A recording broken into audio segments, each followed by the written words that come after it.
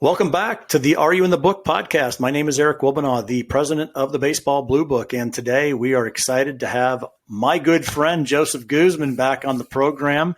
Joseph is a MLBPA certified agent with Empowerment Sports Group down in the South Florida area. Joseph, how are you today? Good. I'm doing well. A little rainy here today, but everyone's panicking because the sun's not out, but I think we'll make it through.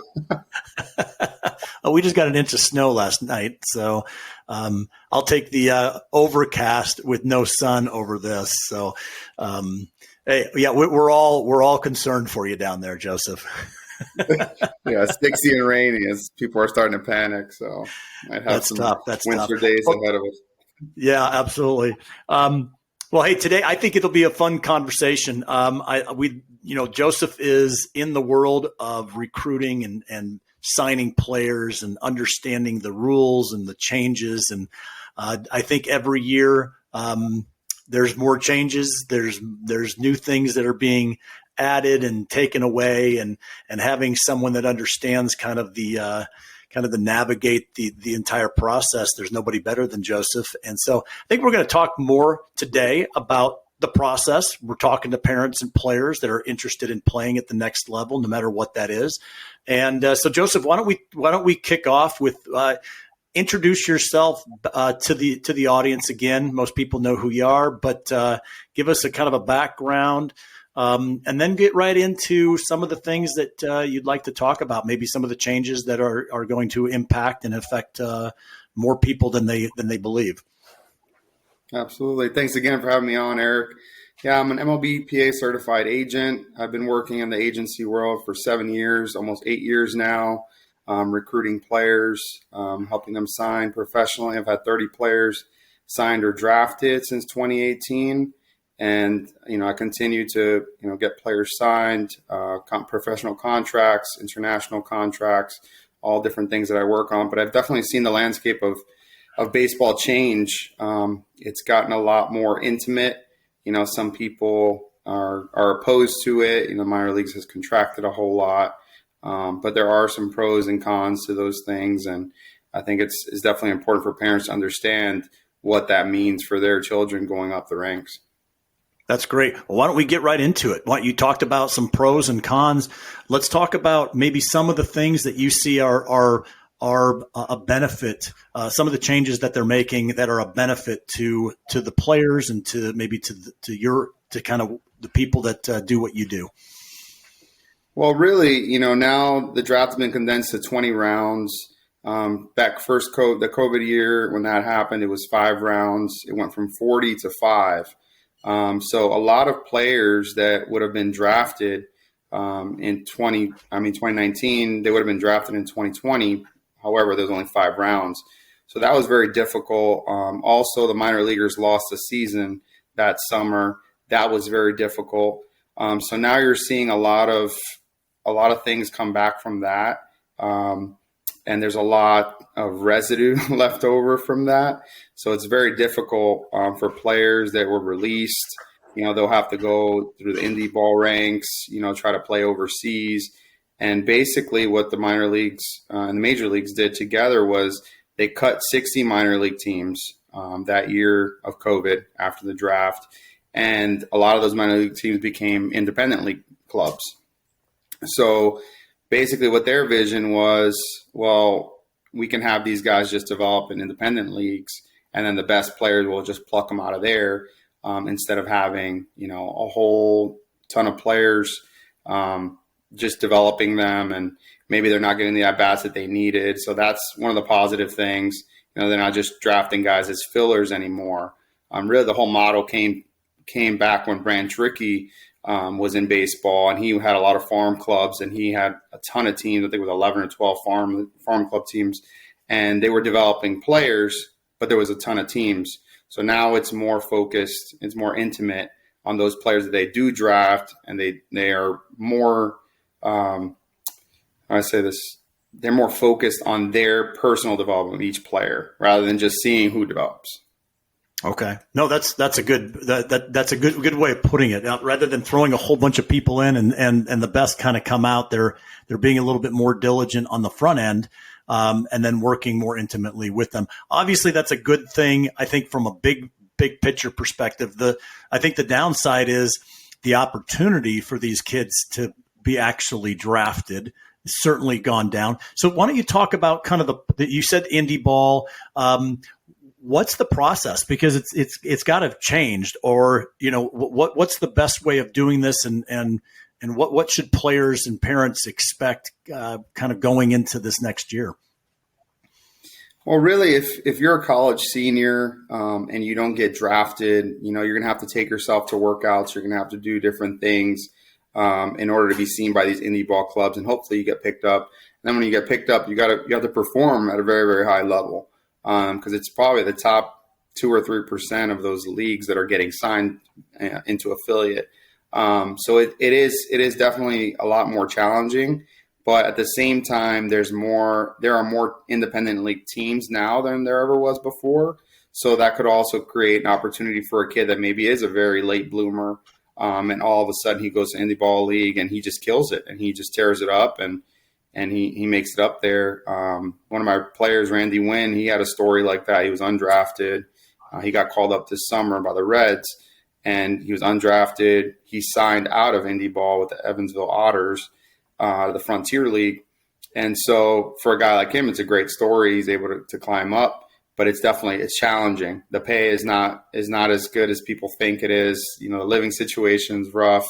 So you really have to have that love for the game. And that's what I tell guys. You can play this game for a very long time, but you're going to have to deal with some things, and you're going to have to get over some things that may make you feel uncomfortable.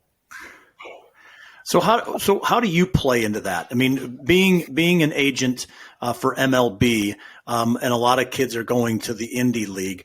Is this kind of a work in progress, or does it really matter? You represent players, and then you find what's the best opportunity for them. Talk about your role and what people can expect. Yeah, really. I mean, my role is to push for them to be drafted or signed, and kind of the fallback plan is indie ball. Once you get closer to the draft and you kind of have an idea of what teams are interested in a player, if the chances of the draft are likely. Then that's when you can start to evaluate with your player, hey, maybe we have to look at other options, because after the draft, it's going to be chaos, and everyone's going to try to go play indie ball that didn't get drafted. So there are things that I try to plan and strategize as we head into the summer, the MLB draft league, things like that. The players can go and they can try to get into it. Doesn't mean they're going to, but they can reach out, they can email, they can do things to kind of prepare themselves as a backup plan. But it has gotten more challenging with the draft. But again, that small number of guys that are getting drafted, which is 20, 20 unless you have the compensation picks, those guys are getting more attention. You're seeing them, get more individualized instruction. Their coaches are working with them more in the minor leagues. Right. So I think, in a sense, it is good that those guys are getting those opportunities and they're getting more one-on-one coaching. The player development, I feel, has changed too, and they're more individually focused on each player. So I think that's also a positive thing. But yeah, there's definitely tryouts. There's things they can do heading into summer that you can go online, and there's different websites for indie ball jobs and stuff like that. Are a lot of players? I mean, it's to me what it sounds like and how it feels is it obviously the major league is seeing a reason to do this. Obviously, probably cutting costs, and they're touting the individualized attention for these players. But this also has a ripple effect, like you said. It's created this indie league, kind of an explosion there. But is there a lot of structure as far as what players can do, or is it like you said? There's a couple websites, you kind of on your own, you try to find tryouts, and how does that work? And then again, how do you play into that if at all? Right. So I mean, really, the Baseball Blue Book is a good resource. I know you guys are updating different managers and front offices for those indie ball leagues, but really go into each of those leagues' websites, see when they're having open tryouts, see when they're doing different things. For me, I have relationships with indie ball managers in the Atlantic League, the Frontier League, American Association, and those are some of the better ones. So that's where I try to push my players if they're not going to be drafted, so they can continue, on their journey and see what other options come. There's also, there's jobs overseas, in Europe.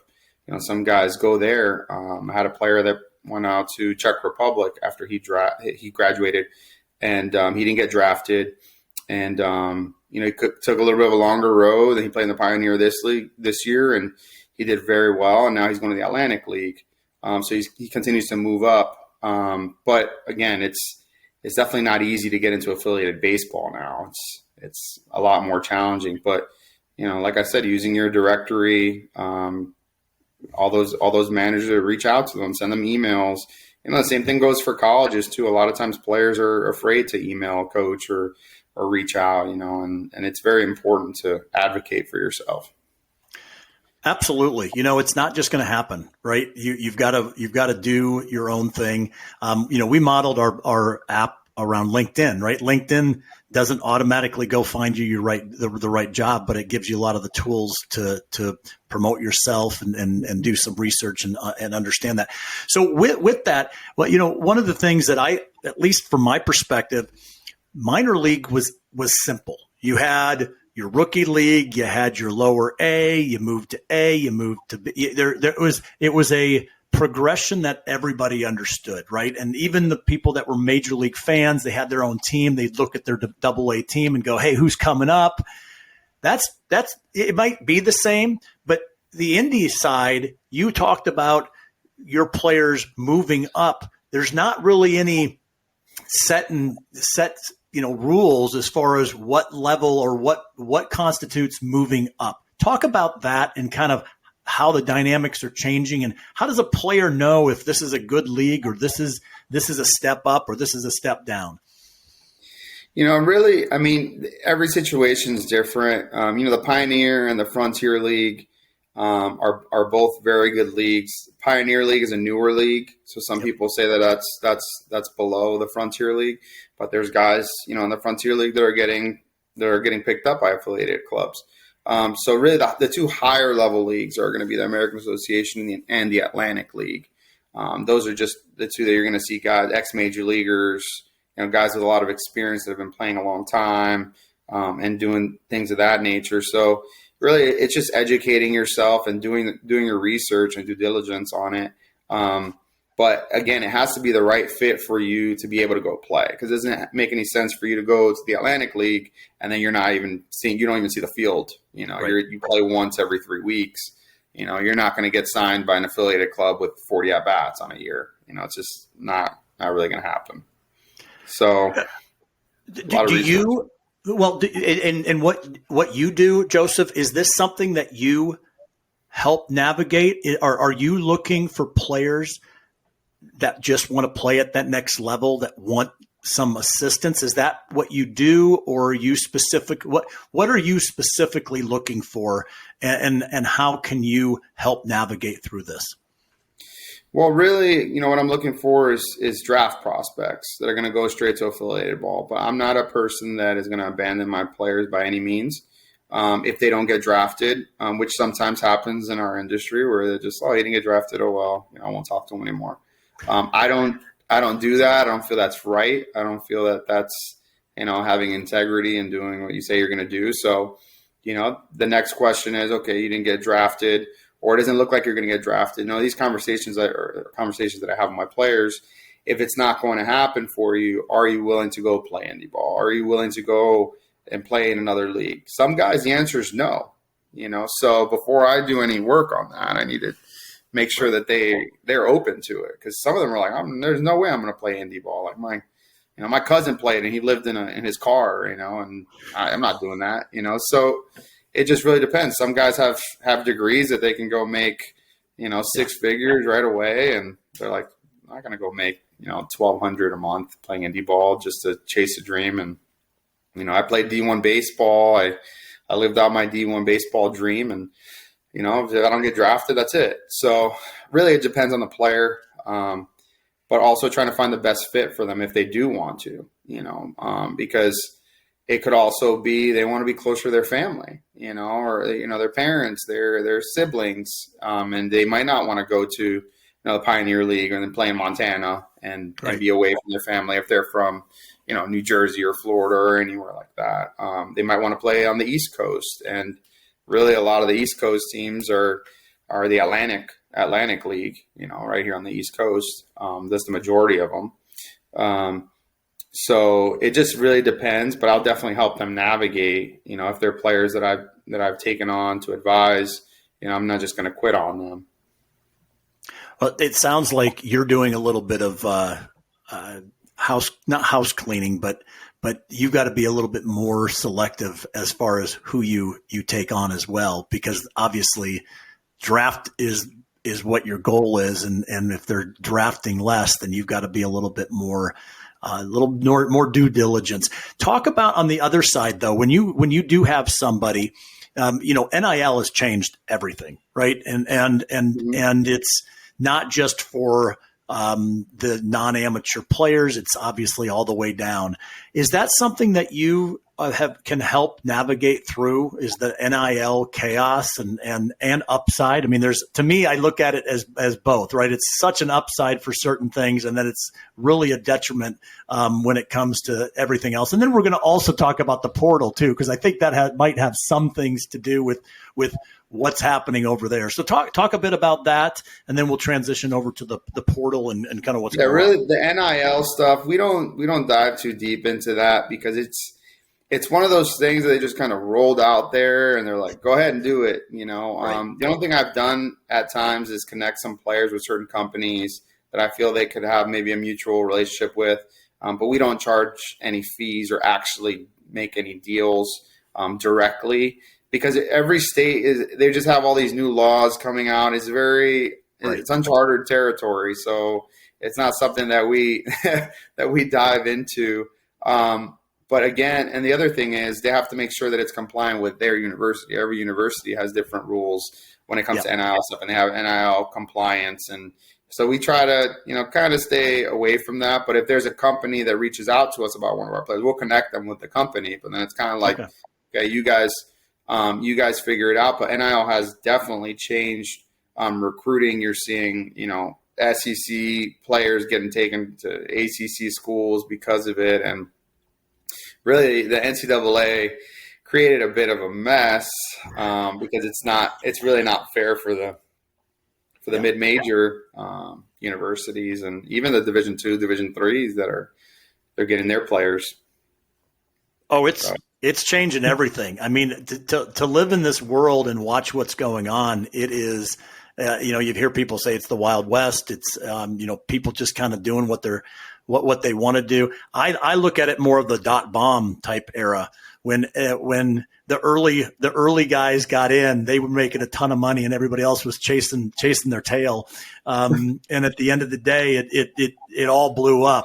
That's my thoughts on the whole thing. I watch, you hear all the good stories, the $1 million, the $5 million, the quarterbacks that won't go to the NFL because they can make more money staying in. Not necessarily as big, obviously, in baseball, but there's some big schools that are bringing some big money in to do this. It's not the only reason the portal is blown up. Talk about the portal. That's my transition over to what are you seeing? What is your thoughts on this? Is it a COVID specific, conundrum? Will it work its way out? What are your thoughts, Joseph? Well, I mean, now we're finally getting to the point where all those D1 guys and even JUCO guys that got those extra years, we're kind of at the end of that. We still have one more year of JUCO players that got the extra year.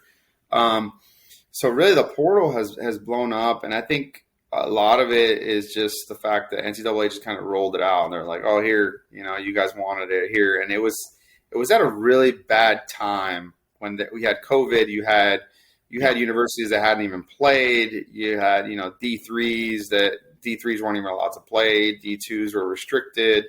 So I just think it was a really bad time. And then there was no limitations on it really either. You can transfer from you could even transfer from NAIA school to a D1.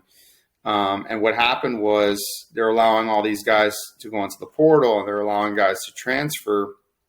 And it created a lot of chaos, and it created a lot of competition too, as far as when guys got to campus. Now, you're returning to a university and you're like, oh, I'm going to be the starting second baseman. And they bring in a guy that's played 4 years at another Division I school, and now he's a grad. Like it becomes more difficult.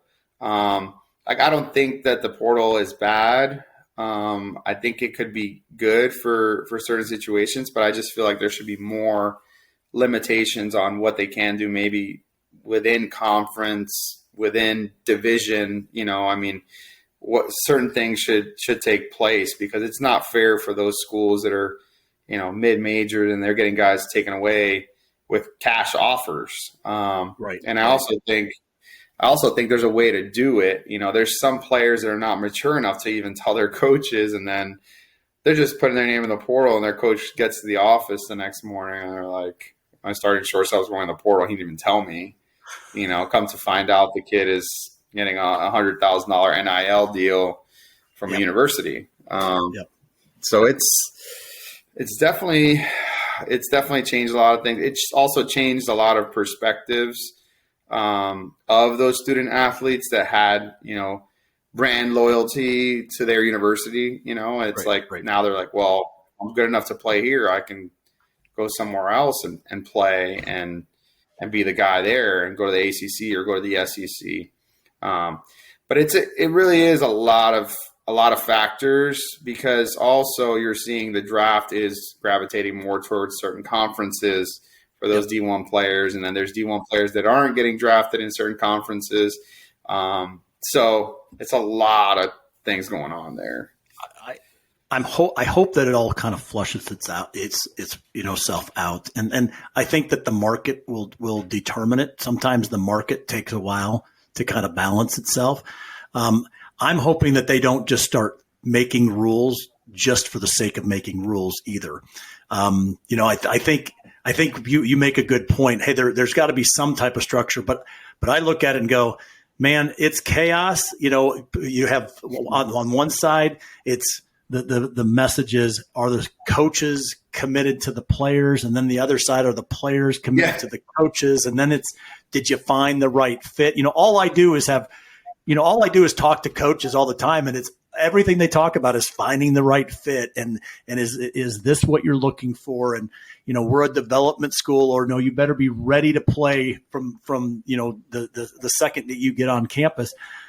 It has opened up a lot of maybe the underlying issues. That's what I think sometimes happens. When you open something up, you start seeing under the covers of the things that may not have been good. And I think it's going to bring elevate everybody's game a little bit and determine what they're going to do. So I appreciate your opinion on it and what you thought. What else is going on, Joseph? We're starting 2024. And you've got an exciting year. We got a lot of changes. What are some other changes and some other things that you're looking forward to in 2024? Well, I would say, we were just talking about the transfer portal. I have a couple guys that did grad transfer, to different schools, and they're happy about it. And, on the other side of things, like, they deserve that opportunity, and now they're there. Right. So I'll be able to watch some of my players play some really good baseball on Division I at very, very high levels. So I'm excited about that. I'm also excited about, spring training coming up, going to visit my players for spring training, see how they're doing, keep moving up. We have 16 professional clients we represent right now and 13 affiliate. So I'll be traveling to Arizona in March, in Florida. I'll be up and down. I live here, so I'll be up and down spring training, several weekends. But really just seeing some of these guys, play at a high level. Obviously in spring training, they're getting a lot more at bats. They're getting a lot more reps. with the smaller sizes that they have. The rosters were contracted again for the minor leagues to 165 for the entire minor leagues. So, all these things it's sad to see, but at the same time, when your players are getting more at bats or more reps or more opportunities to work with the coaches, I think that's ultimately a positive thing. But it's definitely not easy. And just like we were talking about, you have to have the right fit, in high school and college, choosing the right college that you're going to play. I mean, choosing the right travel team that you're going to play, because if you don't, you're going to struggle and you're not going to be seen. You can be the best player on a travel team that nobody sees, but if nobody sees you, then that's not going to help you. So really just finding the right environments to continue to grow. And it's funny because I was actually talking to a scout about this the other day. I was watching a video and I sent it to him, and it was Derek Jeter taking ground balls at shortstop and hitting. And I'm like, if they saw Derek Jeter today against some of these other kids, he wouldn't even be drafted. It's just so different, the level of competition at that age. And it's not because Derek Jeter wasn't talented. It was just at that age, these kids are so much more advanced, and the competition is real. I mean, it's fierce. I mean, this competition is. We had a D1 coach on the other night, and he said something very similar. He said that there is no comparison, even 10 years ago, of the physical ability of the players today. And he said there's none. Nobody was lifting weights 10, 15, 20 years ago at 14, 15, 16 years old, right? They aren't. And now they're in the weight room.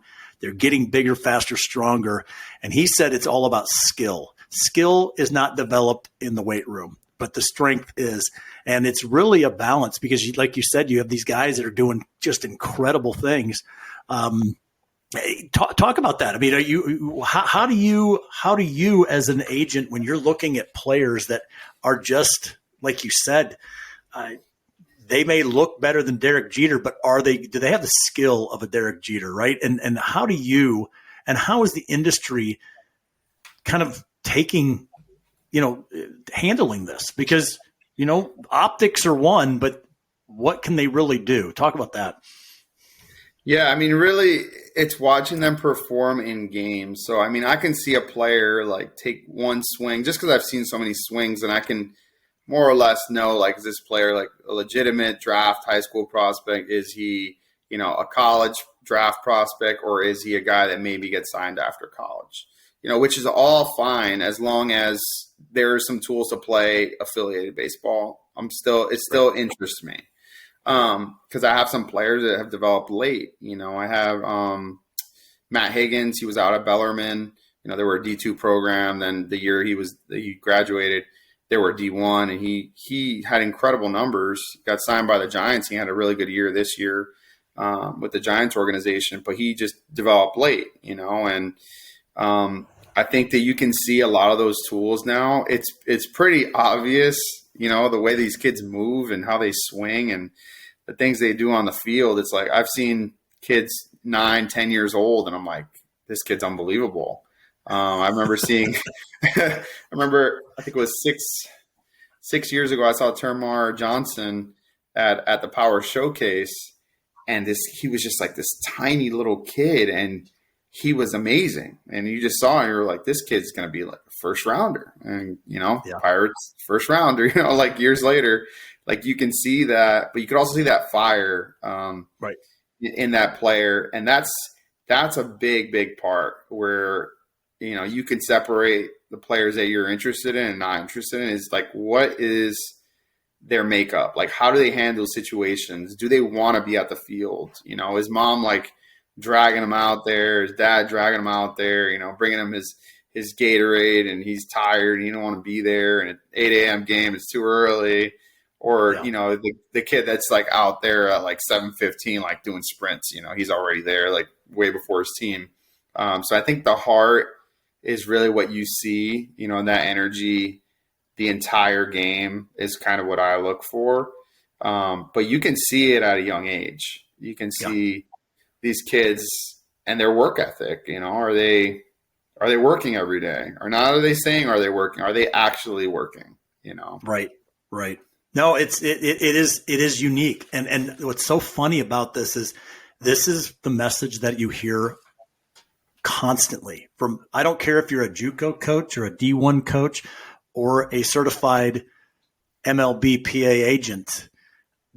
We're not talking. I mean, the skill is there, the ability, the physical ability, the things that they're doing is just incredible. But those are all things you can't develop a passion and a heart in the weight room or at the training facility or with a trainer. It has to come from somewhere, and that's the hard thing to really. There's not a class that you can take, right? Like you can't go and fix your heart, fix your drive. It's a decision, and it starts early. And I think that's the message that I think parents and players really need to hear. How do I do this? Do I love it? You talked about one of the things, I'm going to tie this whole thing together. You talked about the indie ball, and you absolutely have to love it. This ties together with what you said, right? Are they being dragged to the field? Do you really want it? Or was it a tool to get you through college? There's the difference, right? Were you a college baseball player, or were you a baseball player that was in college? Right. Exactly. And that's something that you see. I always use, Ronald Acuna as a great example. He signed internationally. International market is a market that is usually lucrative for very talented players, and the upwards of 500,000, million, 2 million, like some of these kids are signing. And Ronald Acuna signed for $100,000, and there was a lot of scouts that were like, "Oh, he's not going to pan out. He's not going to." But the thing with Ronald Acuna is, like, he doesn't stop working. Like, he may like to hang out and be with his friends and post videos, but he works every single day. And before he signed that contract recently, he was itching, like he was waiting to just sign and be done with it, so that he can play in Venezuela on his winter league team. So that same day that he signed, he was already going out there to play. Like, and a lot of players wouldn't have that mentality. Like, signed, I'm good. Like, I don't have to do anything. I can just relax now. No, he really wanted to go out and play. Like, that's he wanted to sign just so he can go and play winter ball. So it's really neat to see that, because that is the personality and the drive that I look for in players that I work with. Because I feel like those are the guys that make it far in baseball and very far in life. So. No, you know what's great about that? There's so many things. I love to have a conversation with you, Joseph, because we're just kind of talking about the whole thing. When you look at the international people that are coming up, the drive, the passion, what they're doing, their love of the game. I always look at it as, what did we do wrong here, right? Where did we lose Sandlot ball? And I always equate it to providing the upside too soon. The championships, 12U championship. You make too big of a deal of that. The kid has now hit their pinnacle. That's the top, right? Right. And it's kind of like, I guarantee the guys out in Latin America and the islands, they're not celebrating a 12U championship, going out for pizza and swimming in a pool. That's not their goal. And I think there's something to be said about that. I wanted to bring, the reason I said that is I wanted you to talk about the international market, because we've had some massive contracts that just the last couple of years, and these guys are not the guys that went through normal collegiate, programs and hit the draft. It's a different world. Talk about that, and maybe and just expand on it a little bit of what these American kids and the guys here are up for in the next few. I mean, it's just getting more and more and more. Yeah, and it has definitely changed. And I try to tell players that, especially here in the United States, like, sometimes you may only get one opportunity at this, and you may think that the opportunity isn't the right one, or you want to wait until you go to college. But, sometimes that opportunity may not come again. if you're a high school kid and the draft comes and you have 5 or 6 teams that are really interested in you and you're physically mature, like, and you're 6'3" and you're strong as you can be already, you know, that opportunity may not come again. You have to be very, very good in college now to get drafted. It's not like one of these things like, oh, if you hit 20 home runs in college, you're definitely going to get drafted. There's, you know, D2, D3 guys last year that hit 25 home runs that didn't get drafted. Right. So it's definitely not easy, but you need to play, you need to develop. You know, in Latin America, these kids are basically signing to save their lives, you know, and their families' lives. It's a completely different mindset. They want to sign and get as much money as possible so they can build a house for their family and then for them to live and buy them a car. And when they sign at 16, you know, they're going to the academies. So what happens when they sign internationally, they're sent to the academy in the Dominican Republic. Every major league team has an academy there. Right. And some of them have 2 rookie league teams. Some of them have 1. So that's the lowest level rookie. And I helped the Royals Academy down there after I was done with college with Jeff Deskin and cultural development. And he's actually from St. Louis, Missouri, I think, as well. Okay. But we would just talk about, you know, we would teach them about the game and we would sit in a classroom and we would talk about batting average. Like they didn't even know what that meant. So it was really interesting to see that they were like, man, I could have bunted 3 more times to hit 300. You know, like all they know is, you know, I got to hit 300. They don't really know how close or how far they were from it. You know, they know like more or less how many hits they need if they have 100 at bats. They didn't really understand the math behind it. So, you know, just to kind of go and see that different perspective. And they're just, like I said, they're just fighting for their lives. They're trying to sign internationally, you know, make enough money to build a house for their family, and then ultimately get to the U.S. You know, and if some of them don't pan out in the U.S., they look for jobs here. You know, they'll try to transfer their visa and get a job here and still provide for their family. They're just sending money back to their families, and they might not even have anything. But the difference is when they get to the academy and they're 17 years old, some of them not even 17 yet, and they're working out and they're playing inter squads and doing things before the league. They're just working on baseball all day long, you know, same thing as the guys here, but they're talking about 2 or 3 years ahead of time. You know, while these kids are sitting in a high school classroom, those kids are taking ground balls and hitting live at bats and playing games. So the development sometimes happens very fast for like Juan Soto, you know, guys like that just came out of nowhere and just became superstars. And there's a lot of guys like that because really they're fighting for their life. This is not like this is a fun thing to do. They like to do it, but there's more reason behind it. Yeah. And that is, boy, what a great perspective. You know, you can see it and you understand it, but I think putting it together on what you just said, it kind of brings it into reality of what we're up against. And you know what? We're all about helping players move to the next level, find their next opportunity. So none of this is, hey, there's no opportunity. I think what it's saying is make sure that you love it and you're putting in the effort and find the right fit for you. There's a whole lot, 1,700 programs out there from a college perspective.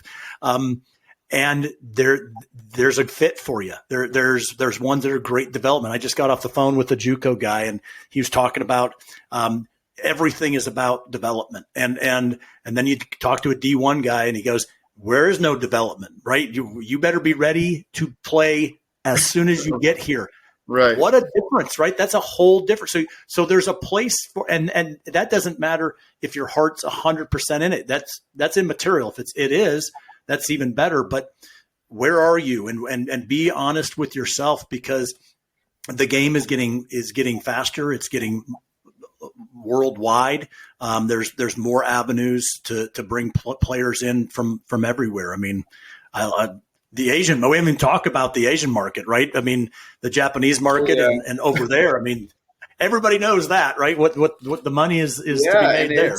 It's very competitive, but again, you have to go, you know, when it comes to college, I tell guys, like, you can go to this D1, you know, and walk on, because now with this whole portal thing, like, they're not really giving a lot of money to high school kids anymore. Right. Before the best high school players would get a ton, and then that like that middle class of D1 players were still getting good money. Now it's like, oh, we're going to save some money for the portal because something good is coming in the portal.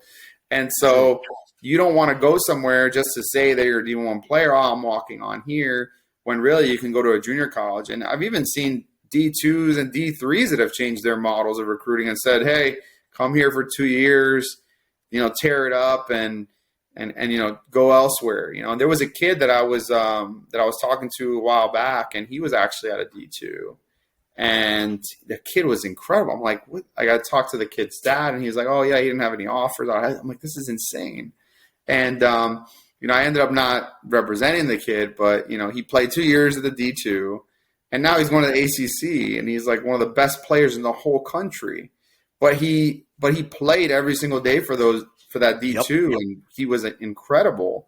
And when I saw him, like I said, nobody even really recruited him out of the D1. But again, he's a worker, loves the game. He played summer ball. He did well in summer ball. He just developed. So you really have to find a place that you're going to develop and continue to play, because it doesn't make any sense for you to go somewhere and just sit on the bench. Maybe you go to a mid-major D1 instead of a Power 5 D1, and you're going to play and you're going to get 200 at-bats. And then, maybe if you're not happy there, you can transfer. But I think the biggest thing is to be transparent with your coaches and don't try to fly under the radar and put yourself in the portal, because that looks really bad. I've just seen that happen, and it's not a good thing. and the community's pretty small too. All the coaches know each other, and if they don't, they know someone that does know somebody. So it's you can't hide with that. But you brought up a really good point. I was talking about the market kind of working its way out. The portal is great for those things, right? If you think about D1 or D2, D3, NAI, JUCO, whatever it is, and you're a really good player and you can be a starter coming out, and then you use the portal working with your coach from a development perspective to help go find that. Who doesn't want to help a kid? The coaches all want to help kids. If they want to move forward, if they're better than maybe what their level is, there's no other. I love talking to JUCO coaches because he says one of the guys said, why JUCO will work if you don't fall in love. And I think was key. Don't fall in love with the program if your goal is to play baseball and to move up, right? And to be drafted or play at the next level. And I thought that was really a really good statement if we're using the portal to help move, but then you're going to have all the other ones, right? The D1 guy that doesn't get enough time, and now he wants to go to another D1 program. Then they go to another D1 program, and then they go to this. And it's like at the end of the day, were they ever going to be happy? And or were they going to the place for the right reasons? And that's really what happens a lot of the times is they'll make a commitment out of high school because their parents want them to go there, or their friends want them to go there. It's the school he always dreamed of. But if you're not going to play there, you're not going to develop, then you need to know that. You need to be honest with yourself. And that's very tough for an 18-year-old kid that thinks he's Superman and he's on top of the world and he's the greatest player ever, to come to that realization. But really, the players that are able to do that understand, the second baseman last year at this school I'm going to, he was an all-conference player. I'm not playing second base. You kind of have to look at those things. You have to see how many players there are at your position. You have to see how many guys you have coming in, and really be honest with yourself. But that's hard. That's hard for a kid, and even for families want my kid goes to the University of Miami, and that's where they want him to go. And then they go, and then 2 years later they transfer down to a community college down in in Fort Lauderdale, and people are like, wait, what happened? It's like, because my goal is to play baseball. No, it is crazy. And I think it will work its way out. I mean, you brought up something that understanding and knowing if there's an All-American at the second base, that's your position. You're probably not going to, but you can add a whole nother wrinkle to that of I'm the guy behind the second baseman. I'm really good. And then all of a sudden he graduates and they go to the portal and bring in somebody that's already played for 4 years. And you're like, what? Right. There is a lot. Exactly. So and it happens, but you have to know where you're at. You have to know your environment. You have to know your coaches. And are you as a player? I think this is another big thing too that I always tell my players, like, oh, my coach, they'll say my coach doesn't really like me, don't really talk to me. Like, are you doing everything you need to do? Are you going to class every single time you're supposed to go to class? Are you ever late? Are you talking badly about other teammates to other teammates? I'm like, this stuff gets back to the coaches. You say that, that Timmy is the worst second baseman ever, and you guys are both fighting for the position. Now, all of a sudden you're a bad teammate because that one kid that has to tell the coach every single thing that goes on there, that is at every program. He told the coach that, and, oh, my arm's hurt and my coach doesn't believe me. Okay, did you go to the trainer? Did you ask the trainer to go see the doctor? Did you talk to your coach before the trainer? You know what I mean? Like, there's just so many different, even in pro ball, you see guys that are like, oh, I'm not getting my opportunities. These coaches aren't even talking to me. Well, do you talk to them? Do you ask them, what you should be working on? Do you ask them what's going on? And a lot of it is communication. And, people can take, players the wrong way and think that they have an attitude or whatnot, and they could just be introvert, it could just be quiet. Yep. No, it's crazy. There's playing baseball is not, it's a privilege, right? It's not a right. And I think that goes back to the beginning. It's why coaches at the lower youth league level are so important of creating the perspective and helping these kids that just because you paid doesn't mean you play. And we have a lot of that, right? Hey, my dad just bought uniforms for everyone. I'm playing second base. Right. And it's kind of what they've created too, the environment that they've created. And it's not good because, the kid's going to play as long as something is going on. And then when that's not going on anymore and play, he's not going to know how to deal with that. And, that's not real life. When you go out in the real world and, for me, if I go out and I don't get a client, like I can't just sit there and cry about it.